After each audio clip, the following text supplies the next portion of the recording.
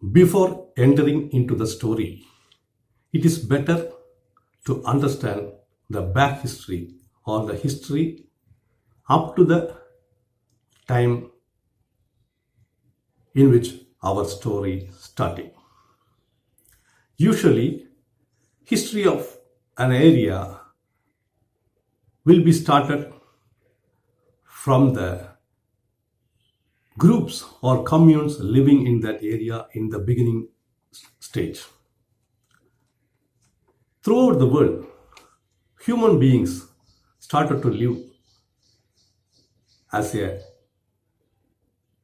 groups, communes in their own areas. In every group, there will be a leader because of his strength. The stronger man will be the leader of that group. Others will obey the stronger man for their own protection from wild animals and other groups, opposite groups. When the leader of a group start to defeat other group leaders and control more groups, the total groups will be united and become a state, and the strongest leader become the king of that state or nation. When the states or nations start to fight each other, the strongest king will defeat other kings around him, and he made all the states under his own rule. Thus, that area become empire and the strongest leader become the emperor. This is the history of all dynasties in the world.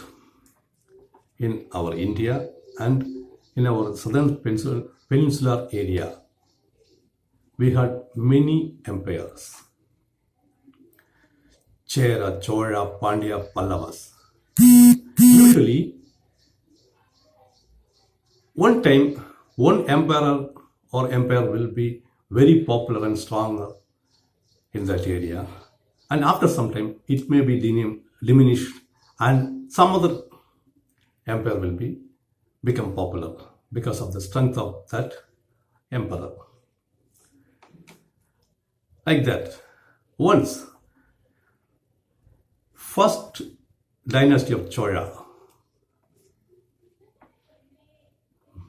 became very popular, like Karigal Vadavan, Perinarkalli, Ilanjit Chenni, Thedidod Champion are very famous in that dynasty. After that, it became diminished and other emperors like Pandyas and Pallavas became popular. After a break of more than 500 years, Vijayalaya Cholan reinvented the dynasty of Chola and make it popular. He ruled Pallavas and Pandyas and defeated Chera also.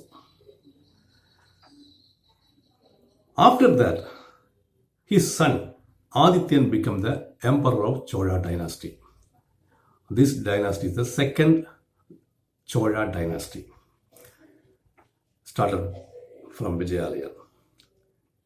After Adityan, his son Parandagan Cholan became the emperor, and he spread the country to the vast area, to south up to Sri Lanka and in northern India also. Parandaga Cholan had 3 children. The elder one, Rajadityan, he had died in the Takkolam war. So the second one, Kandaraditya, became the emperor. He was very much interested in spiritual things more than political matters. He married to champion Madhavi in his elder age, and they had a child in their very old age. The name of son was Madurandakan. As he is very much interested in spiritual things, he handed over the responsibility of empire to his younger brother Arinjiya Cholan and go to look into the spiritual matters. Arinjiyan died within some years. So his son Parandaga Sundara Cholan became the next emperor. And Sundara Cholan was very young at that time, as he was in teenage. He ruled the Chola Empire very well and made popular in more areas than his elder predecessors. Sundara Chola had 3 children. Elder one, Aditya Karikalan. He was the chief commander of army towards the northern side, and he is staying in Kanjipuram. Sundara Chola staying in the capital, Tanjavur. His second child, Kundavai, she is with mother and grandmother and staying in Parayare.